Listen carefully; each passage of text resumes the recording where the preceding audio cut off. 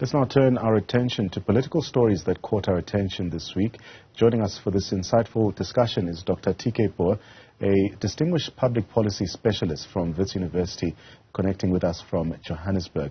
In this thought-provoking interview, we delve into a diverse range of topics from regional political leadership to international relations and even the nuances of party strategies in preparation for the 2024 elections. Dr. Pooe, a pleasure to have you on the program this afternoon. Now, with a background in public policy, you bring a lot of knowledge to the political discourse.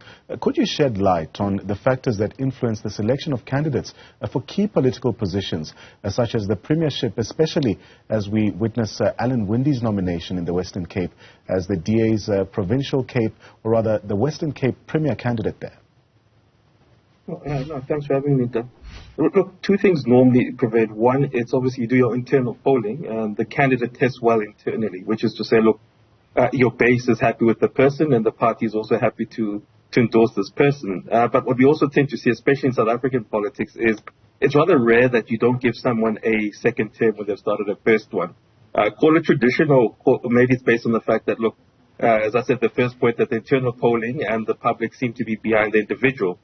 But usually, and I always have to make this caveat with South Africa, is the key thing is the third point, which you hardly ever get to in South Africa, which is simply performance, which is to say this individual has so outperformed what he or she was expected to do that it would actually be political suicide for you not to put them forward.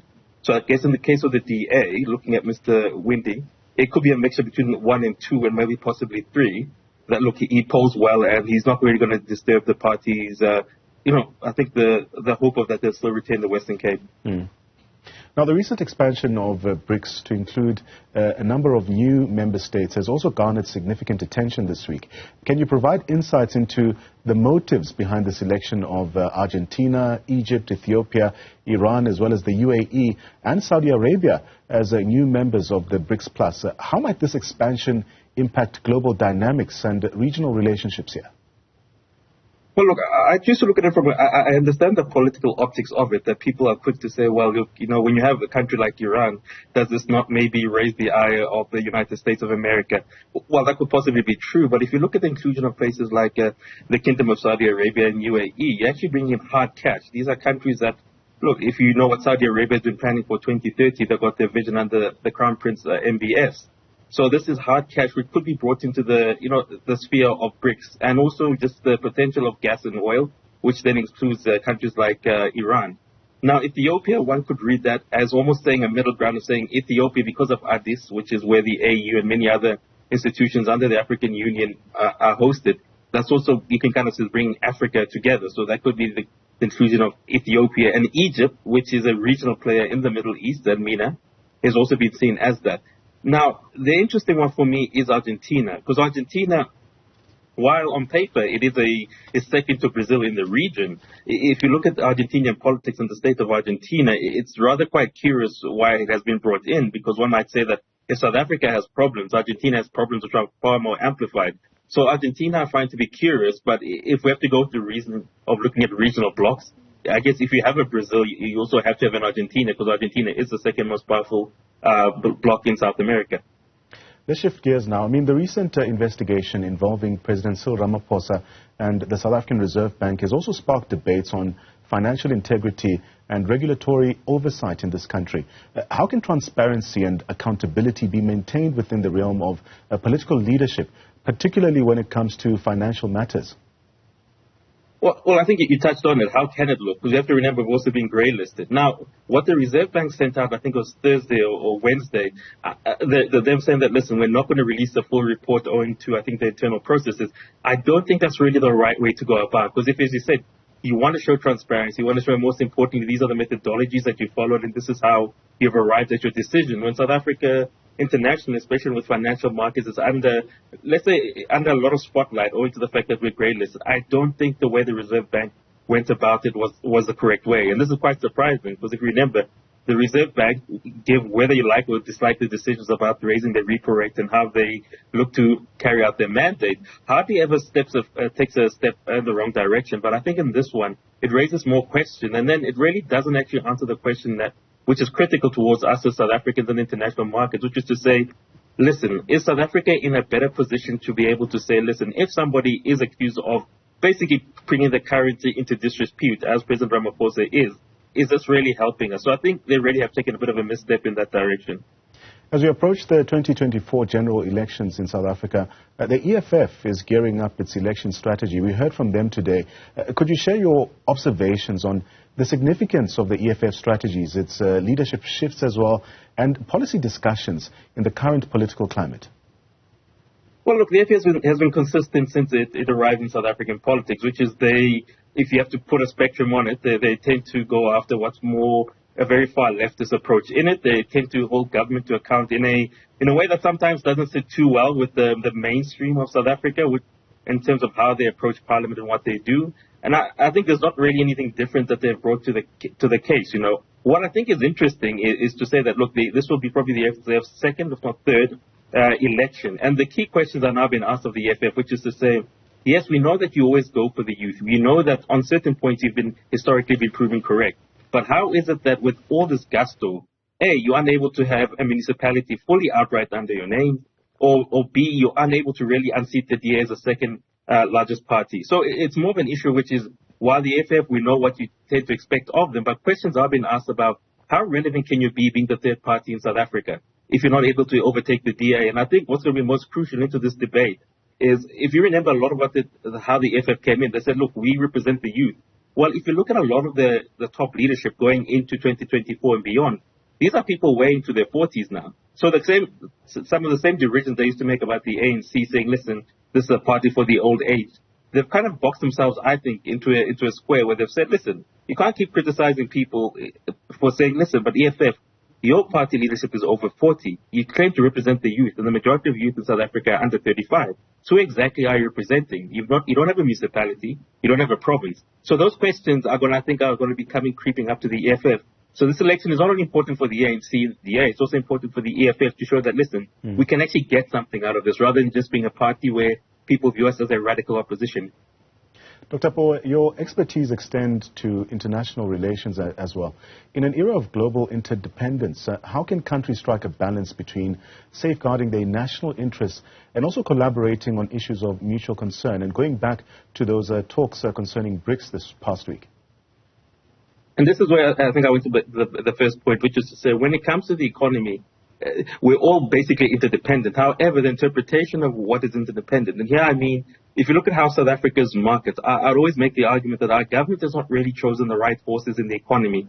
I think South Africa should be doing better on agriculture. We should be a bit smarter to say, listen, we cannot compete with the prices of the Chinese, and there's certain things we cannot compete with the Americans. What does South Africa do well? And I don't think that conversation comes out quite well in our politics and our policy. We try to be everything to everyone. And here I'll maybe take a controversial view, which is to say, if you look at how South Africa is running SADC, or should be running SADC, vis-a-vis Nigeria and ECOWAS, I think South Africa takes too much of a step back and tries to be the middle ground a bit too much. That really compromises your national interest. I'm not saying South Africa should be going into Zimbabwe and determining an outcome, but what South Africa should be doing in the background more forcibly, since we've seen that from 2008, when you're behind the scenes, it doesn't quite work, is to put pressure on ZANU-PF to say, get your borders correct, get your economies correct, because it is having an impact on South Africa. And South Africa, what it does well and what it should be doing is to be speaking to all of the region to say, listen, we really do need to come around Zimbabwe and actually make them wake up to the fact that what's been happening for the last decade or so is harming us as a region. So I think that's how you look after national interests, that you are very forceful in it. It doesn't mean that you take an American stance where you simply send out ambassadors who say the wrong things sometimes. But you are forceful so that other people in the region know this is what South Africa is for, this is what South Africa wants to become. And in that way, they also know how to position themselves. In the lead up to the 2024 elections, I mean, political coalitions and partnerships are the talk of the town, and these are integral to governance and policy implementation. What are the challenges as well as the opportunities which are presented by multi-party collaborations as exemplified by this multi-party charter and also the exclusion of certain political parties within that scheme? Well, I think to take a different look at it. As you've said, it's become more the talk, but we never get to the substantive issues, which is to say, why are we going into coalitions? It's not because opposition parties have all of a sudden done well. It's to say that, no, South Africans have looked at the ANC. They're very well aware of their weaknesses, but they've also looked at the opposition and said there's actually nothing better there. instead of the oppositions coming together and saying, listen, what does the DA do well? What does the IFP do well? What does the Patriotic Alliance do well? And saying, listen, let's actually come behind a vehicle of policies. You tend to find it's too individualistic. And I think this is a weakness of this issue of speaking about coalitions in South Africa. It veers too quickly into parties forgetting that no one is one and they should be looking for policy options for individuals. And I think the lack of imagination there comes in. So I think that for me is a key weakness. The opportunity is that it now forces us as citizens to say, listen, we can no longer take a step back and simply say, well, let's vote in our traditional ways. We actually now are forced to say, who actually looks after my neighborhood, who looks after my province in a way that is, I think, conducive for us. And I think the third point, I'll probably just end off on this one on coalitions, is I think the missing link is citizens. As in we're too dependent on the narrative which says political parties will do something. And what we should be saying is, how do we, I'm not saying we all must be politicians, but in our neighborhoods, when these parties are speaking about coalitions, how do we force them to come to the table in our community meetings and say, listen, I've heard your party is going into this. You are my counselor. Tell me, what does that mean for you and I? And I think that's where the missing link is. And sometimes that's the missing link in South Africa, that citizens, we're too trusting of political parties and are waiting for them, rather than us putting hard questions forward and saying, give us a solution, or else we're simply going to go for something which is a bit X, which could be an individual candidate going forward. As we wrap up our conversation, Dr. Pooe, the upcoming 2024 elections also hold significance for South Africa's political landscape. What factors do you consider pivotal in indeed shaping the electoral outcomes and this trajectory of the nation's governance? Well, one is obviously the economy. We cannot lie. The South African economy is not at a great spot, especially if you look at unemployment generally, not just youth, but unemployment generally. That's number one thing. Can any of these parties bring something to? And then there's two, which is a bit more, I think, sad and controversial, the fact that, look, our problems are such that they've been historical in nature. I'm not just saying apartheid and colonialism. I'm also speaking about the mismanagement of the economy by the ANC. So we kind of have to balance our enthusiasm for change with the reality that what the problems we're in, policy-wise, are going to take another 10 years to sort out. Are South Africans willing to give any party that time? Or are we going to find ourselves in a spiral where we simply jump from one political party to another political party, but nothing really gets done? And I think the third point, which is a whole nation, I tend to find, this includes myself, I'm putting myself up for criticism, the lack of imagination of what South Africa could be post-2024. And I'm not speaking about elections, I'm saying as a country, as an economy, and as a regional bloc. I tend to find that we're too stuck in the 1994 moment, and we don't want to make hard decisions, such as we might have to say, listen, South Africa might have to be harder on the border, and it's not going to make a lot of regional partners happy. Or South Africa might have to toe the middle line between Asia and the West, and it might mean that that's our really non-aligned moment, or it might mean that we really just need a whole generational mix, not just age, but just in thinking. An institution such as my own also might need to come to the fore. So I think the lack of imagination, which includes me, I'm criticizing myself in it. I think that's where South Africa needs to be, and I think this is what's missing post-2024, not just in election, but as a nation and as a state going forward. It would be amiss of me not to mention South Africa's apparent silence over what's happening in Zimbabwe right now. I mean, this delicate balance between international diplomacy and domestic concerns often requires strategic decision-making. Can you provide an example of a recent political scenario where South Africa's stance on an international issue indeed influenced its domestic policy considerations as well? Well, look, I think if you look at how unfortunate how we signed up to the ICC thing, and the fact that, look, our court sort of propelled us to have to make sure that Mr. Putin is excluded. So that's one thing. But in terms of, if you're asking me directly, TK, how do other international players do this? The sad thing, and goes back to my second point I said about post-2024, look at how the American government or the American society have had to deal with the Mexican border crisis, the fact that coming south of the American border, there's a lot of domestic problems, either in Mexico and other countries. Well, what did they give them? Well, they gave them a Trump. And we don't have to love what the man said, but at least he was an answer to a problem they were having. So bringing it closer to home, I'm tending to see a lot of a bubbling under of certain political parties who are now starting to say what Trump was saying.